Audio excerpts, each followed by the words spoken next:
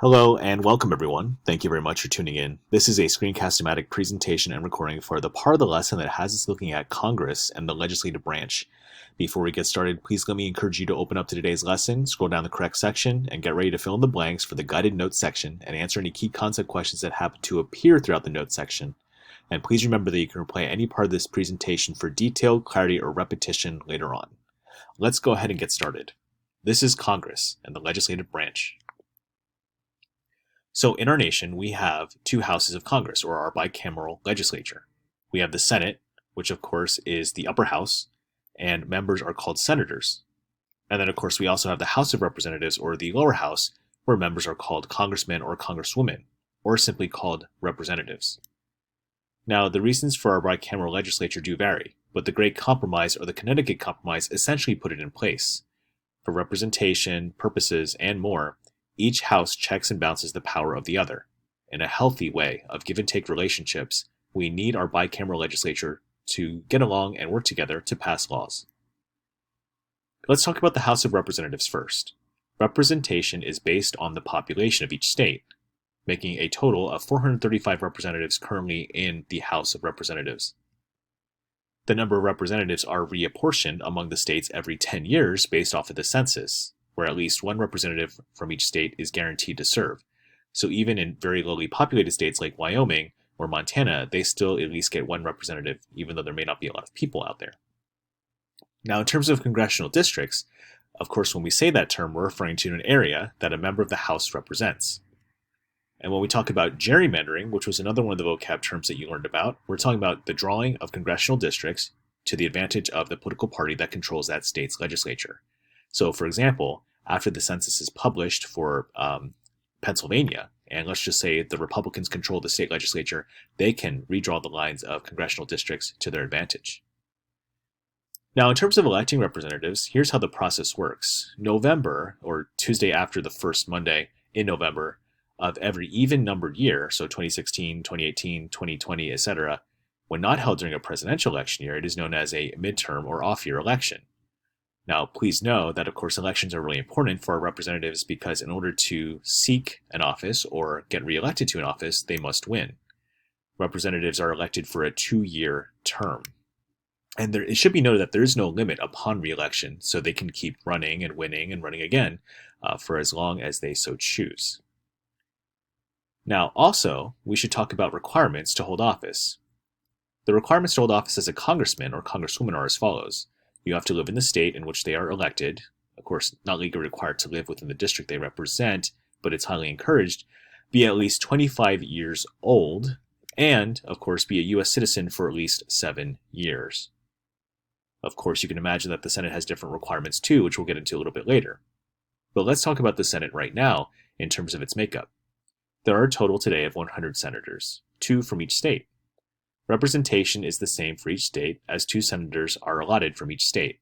So it doesn't matter the population. Pennsylvania, Rhode Island, Vermont, New Hampshire, New York, they all get at least 2 senators. Now, in terms of electing senators, also in November, the Tuesday after the first Monday of each even-numbered year, senators run for election.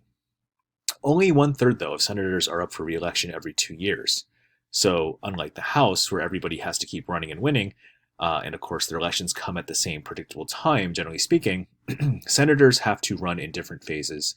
So that's why you might have different types of political pushbacks or gains, if you will, based off of who wins in certain years.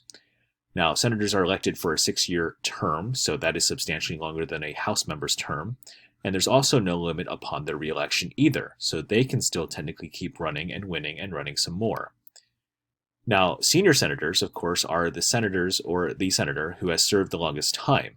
Typically, the elders in the Senate are often deemed to be the most respected and listened to officials for people, of course, who are freshman senators or people who are relatively new to the job. Requirements to hold office as a senator are as follows. Of course, you have to live in the state in which you are elected from, be at least 30 years old, been a U.S. citizen for at least 9 years, and so of course you can imagine that the requirements to be a senator are a little bit more stringent than that of a House member. Let's talk about salary and benefits for our members of Congress. The current pay for a rank-and-file member of Congress is approximately $174,000, Now, leaders are paid substantially more, so that should be noted. In terms of an annual allowance, though, it's basically intended to defray expenses related to carrying out their congressional duties, including official office expenses, staff, mail, travel between a member's district or state and Washington, D.C., and other goods and services. So, what that means is that there are certain expenditures upon which are in fact covered for the job. Health coverage and retirement are similar too in terms of the treatment of other federal workers as well. Many of those types of things that the average American might have to worry about as far as health care and retirement or a pension are essentially covered for our members in Congress. Now, additionally, Congress also has the benefit of the franking privilege, which is where they can send official mail postage free of charge, which you can imagine how helpful that is during election season. You cannot be arrested for minor crimes while Congress is in session, so that's really important for you guys to know. And you cannot be sued for anything said on the floor of Congress or while working in a committee. So, for example, when it comes to controversial speeches or the debate clause, essentially covering this type of thing, in many ways, these people have the protection that we just may not have. Now, in terms of rules of conduct for members of the House and the Senate, of course, the authority of Congress to seat new members is really important. So whenever a new person comes to Congress, they, of course, should be inducted in a peaceful way. Censure is also another important rule where there's formal disapproval of a member's actions. So, for example, sometimes controversial members might get censured by their own party or by the greater legislative body. And expulsion can also take place too, where you could be removed or forced to give up a seat in Congress. And of course, there must be a 2/3 vote to remove successfully. In many ways, this might sound similar to the impeachment process for the executive branch, which we'll get to much later. Please proceed to the next part of the presentation to talk more and learn more about the powers of Congress.